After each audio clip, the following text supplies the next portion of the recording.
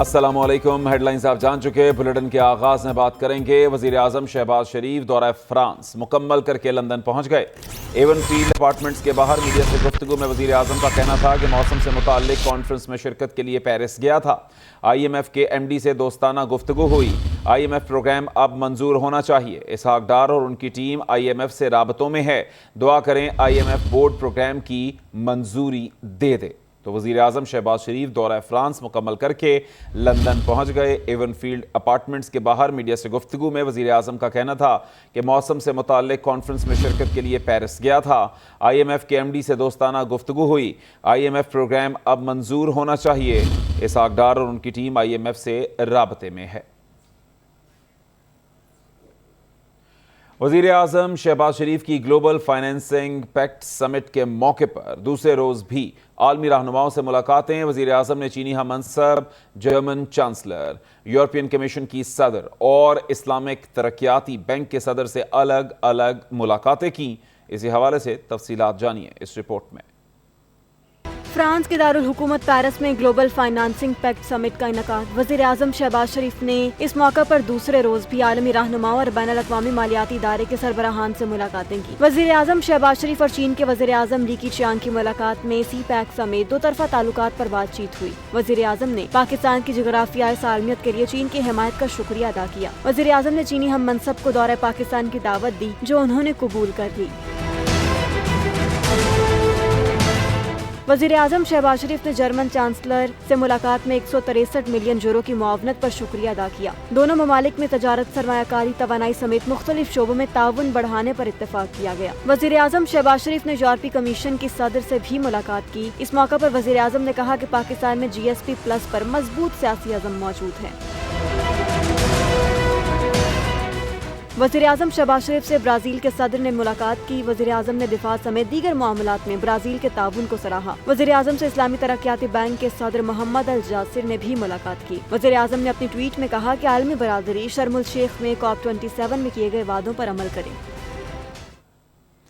9 مئی کو آگ لگانے والے بیرون ملک جھوٹ سے آگ بھڑکا رہے ہیں۔ وزیر اعظم شہباز شریف کی فرانس میں مقیم پاکستانیوں سے ملاقات۔ کہا کہ بیرون ملک پاکستانی جھوٹ بے نقاب کرنے میں کردار ادا کریں۔ کٹھن فیصلوں سے گزر کر 1 سال میں پاکستان کو ڈیفالٹ سے بچایا۔ گزشتہ 4 سال معیشت تباہ، بے روزگاری اور مہنگائی آسمان پر پہنچا دی گئی۔ معاشی خود مختاری، ترقی اور مضبوطی ہی پاکستان کا مستقبل محفوظ بنا سکتی ہے۔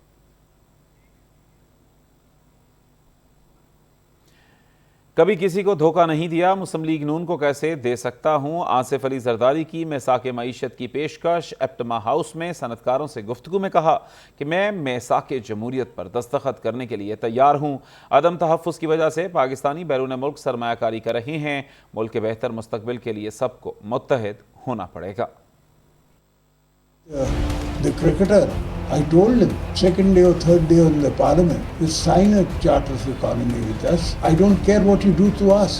It doesn't make a difference. You should sign a charter of economy. But the man had no idea.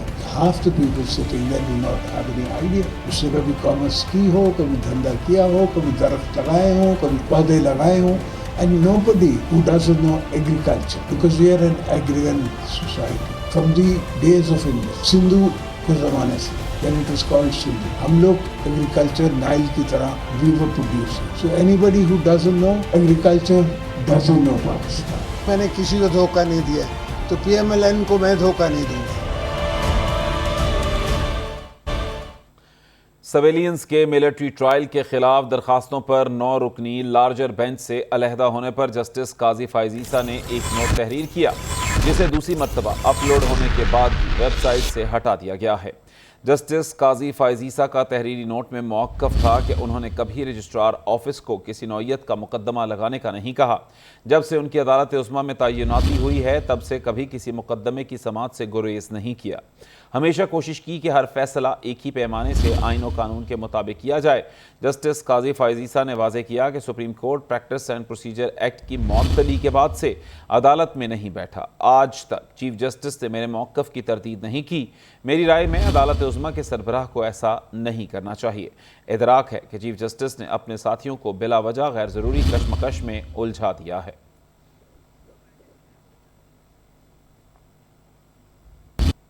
Supreme court نے سویلینز کے فوجی عدالتوں میں ٹرائل کے خلاف درخواست کی سماعت پیر تک ملتوی کر دی۔ چیف جسٹس نے کہا کہ منگل تک اس کیس کا نتیجہ نکالنا چاہتے ہیں۔ بغاوت پر سویلین کا خصوصی عدالت میں ٹرائل ہو سکتا ہے۔ ملکی سلامتی کے معاملات براہ راست آرمی کے تحت آتے ہیں۔ عدالتی کارروائی کی مزید تفصیلات اسلام آباد سے آسیہ کوثر کی اس رپورٹ میں۔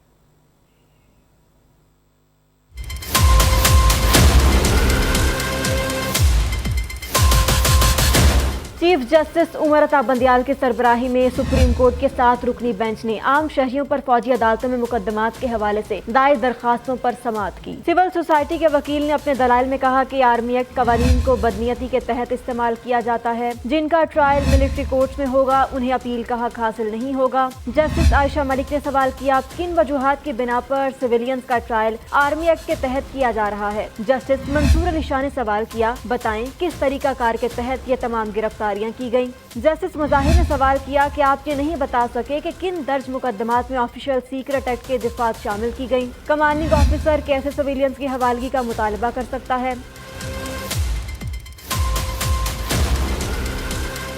سابق چیف جسٹس جواد خواجہ کے وکیل احمد حسن نے دلائل دیتے ہوئے کہا سویلینز کا کورٹ مارشل کر کے بنیادی انسانی حقوق کو متاثر کیا جا رہا ہے۔ کوئی بھی اپنے معاملات کے لیے خود جج نہیں بن سکتا۔ جس پر چیف جسٹس نے پوچھا قانون میں یہ کیوں درج ہے کہ سویلینز کا فوجی عدالت میں ٹرائل ہو سکتا ہے؟ کن سویلینز کا ٹرائل آرمی ایکٹ کے تحت ہو سکتا ہے؟ چیف جسٹس نے سماعت کے دوران ریمارکس دیے کہ یہ کہنا کہ سویلین کا کبھی فوجی عدالتوں میں ٹرائل نہیں ہو سکتا درست نہیں۔ ملکی سلامتی کے معاملات براہ راست آرمی کے تحت آتے ہیں۔ چیف جسٹس نے کہا کوشش ہوگی کہ اس کا نتیجہ منگل تک نکل آئے۔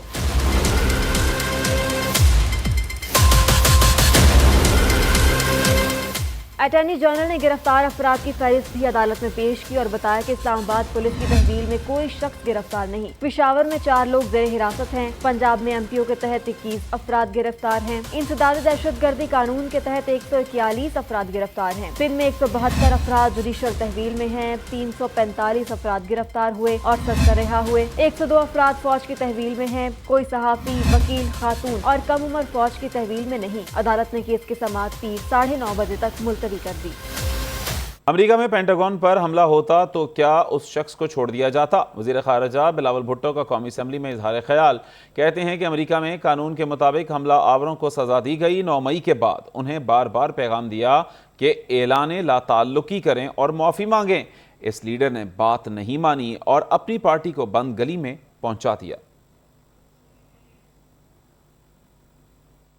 امریکہ میں بھی ایک پاپولسٹ سیاستدان تھا اور وہ بھی پاپولسٹ پالیٹکس کر رہا تھا، مگر جب ان کے ہاں وہ پاپولسٹ سیاست اور وہ پاپولسٹ سیاستدان سیاسی میدان کو چھوڑ کے ان کی ریڈ لائنز کراس کرنا شروع کرتی ہیں، ان کے ادارے پہ حملہ آور ہوئے، تو پھر ان سب کے خلاف ایکشن ہونا شروع ہو گیا۔ اس رات جناب اسپیکر جب ان کا پارلیمان پہ حملہ ہوا، وہ سابق صدر امریکہ، اس وقت امریکہ کا صدر تھا، اس کا ٹویٹر اکاؤنٹ کو بند کر دیا گیا، اس کا فیس بک اکاؤنٹ کو بند کر دیا گیا۔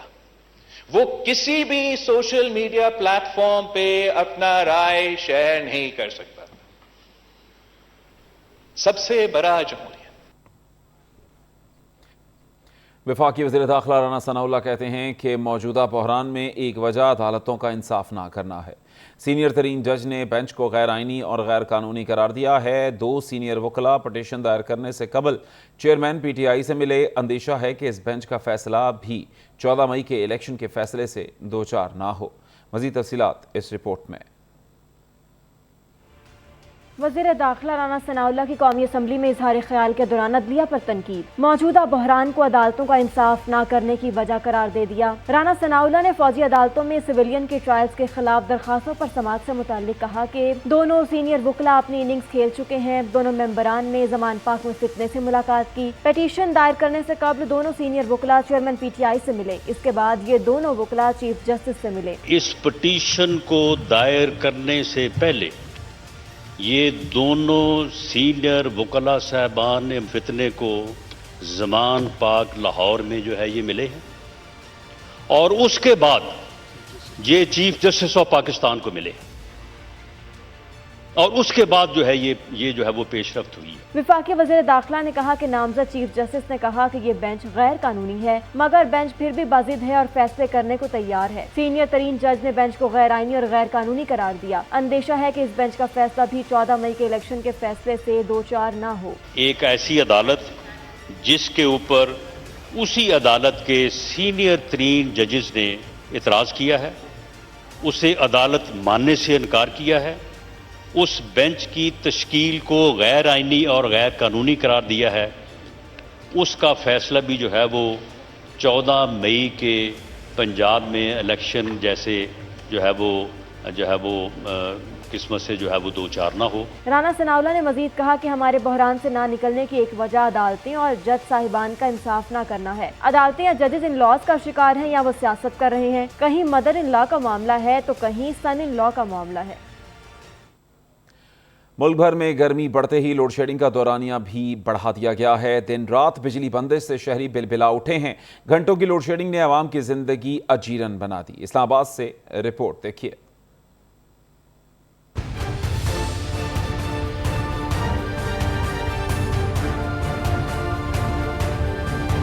ملک بھر میں سورج آگ اگلنے لگا۔ گرمی بڑھتے ہی بجلی کی آنیاں جانیاں بھی شروع ہو گئیں، جس سے شہری بلبلا اٹھے۔ سورج نے آنکھیں کیا دکھائیں، بجلی کا شارٹ فال 7000 میگا واٹ سے زیادہ ہو گیا۔ اعلانیہ ہو یا غیر اعلانیہ، بس ہر طرف لوڈ شیڈنگ ہی چل رہی ہے۔ شہری کہتے ہیں کہ مہنگائی کا عذاب کم تھا، جو جان لیوا گرمی میں لوڈ شیڈنگ کا دورانیہ بھی بڑھا دیا گیا ہے۔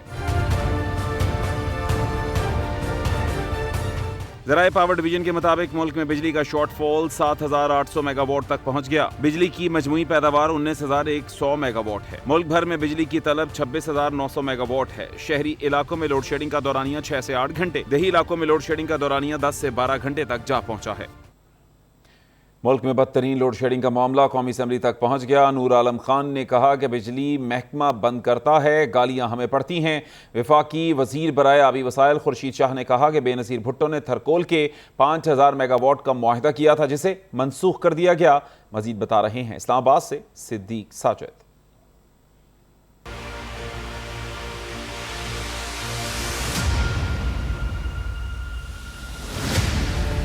ملک بھر میں بدترین لوڈ شیڈنگ کی گونج قومی اسمبلی میں بھی سنائی دینے لگی۔ قہر ڈھاتی گرمی میں ظالمانہ بجلی بندش پر ارکان اسمبلی پھٹ پڑے۔ چیئرمین پی اے سی نور عالم خان نے کہا کہ بجلی محکمے کے لوگ بند کرتے ہیں، گالیاں ہم کھاتے ہیں۔ وزیر توانائی پیٹرولیم نہیں آتے، ٹھنڈے کمروں میں بیٹھے ہیں۔ پورے ملک میں شیڈیول لوڈ شیڈنگ کریں، گرمی بہت زیادہ ہے، لوگوں کو بجلی بھی نہیں دے رہے۔ اس پر ڈپٹی اسپیکر نے کہا کہ ان کے حلقے میں 3 دن سے بجلی نہیں ہے۔ بجلی کا ایشو بہت اہم ہے، نہ وزیر ہے نہ پارلیمانی سیکریٹری موجود ہے۔ وزیر تعلیم رانا تنویر کا کہنا تھا کہ 2013 میں 20 گھنٹے لوڈ شیڈنگ تھی، قوم نے موقع دیا تو بجلی کی لوڈ شیڈنگ ختم کر دیں گے۔ میر منور علی تالپور لوڈ شیڈنگ پر بات کی اجازت نہ ملنے پر ایوان سے واک آؤٹ کر گئے۔ وفاقی وزیر برائے آبی وسائل سید خورشید شاہ نے کہا ایک کمیٹی بنائی جائے کہ 2008 میں لوڈ شیڈنگ کی صورتحال کیا تھی اور 2013 میں کیا صورتحال تھی۔ خورشید شاہ نے مزید کہا کہ تیل سے بجلی بنانا ہم افورڈ نہیں کر سکتے، ایک قرارداد منظور کریں کہ تیل سے بجلی بنانے پر پابندی لگائی جائے۔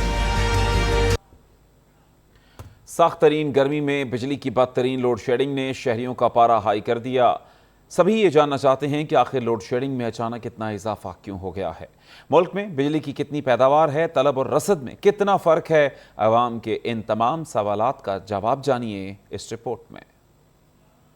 ملک بھر میں بدترین لوڈ شیڈنگ جاری ہے، جس سے کئی سوالات نے جنم لیا ہے۔ سب سے اہم اور پہلا سوال تو یہ ہے کہ ملک میں بجلی کی طلب کتنی ہے، جس کا جواب ہے کہ کل طلب 28,750 میگا واٹ ہے۔ دوسرا سوال، اس وقت ملک میں بجلی کی سپلائی کتنی ہے؟ اس کا جواب ہے بجلی کی مجموعی پیداوار 20,540 میگا واٹ ہے اور شارٹ فال 8,210 میگا واٹ ہے۔ تیسرا سوال، بجلی کن کن ذرائع سے اور کتنی حاصل کی جا رہی ہے؟ تو اس کا جواب ہے کہ پن بجلی کی پیداوار 8,210 میگا واٹ، نجی شعبے کے بجلی گھروں سے پیداوار 7,300 میگا واٹ، سرکاری تھرمل پاور پلانٹ سے پیداوار 570 mega what, wind power plant से पैदावार 1200 मेगावाट, सोलर बिजली घरों से पैदावार 120 मेगावाट, बगास से पैदावार 150 मेगावाट और न्यूक्लियर पावर प्लांट्स की पैदावार 3200 मेगावाट है। चौथा सवाल, हमारे पास बिजली बनाने की कितनी सलाहियत है?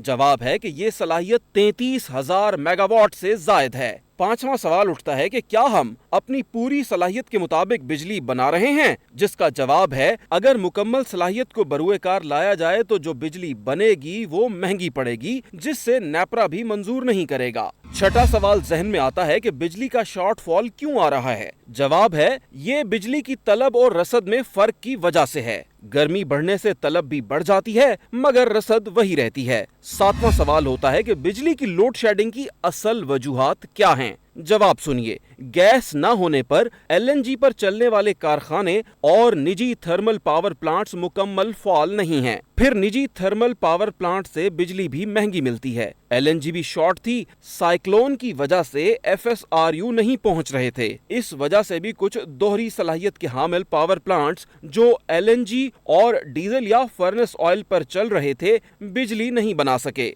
कल जहाज पहुंच गए हैं। आज नई गैस LNG निजाम में दाखिल हो जाएगी, जिससे हफ्ते और एतवार से बिजली की पैदावार 1500 मेगावाट तक बढ़ जाएगी। मजीद ये कि तलब में इजाफा ना हुआ तो लोड शेडिंग का दौरानिया भी कम हो जाएगा।